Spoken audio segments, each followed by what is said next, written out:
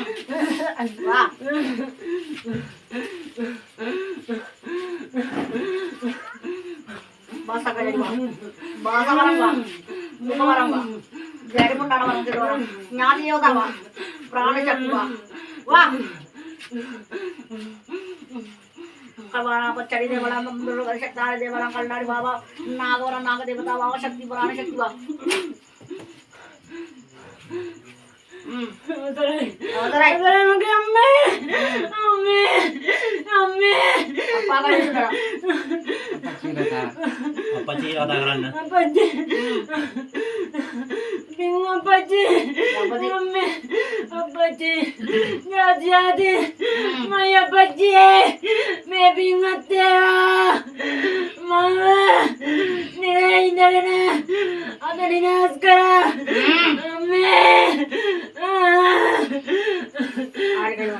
waktu padina jawe di dewi ani onna me pin malen dina dina matu budu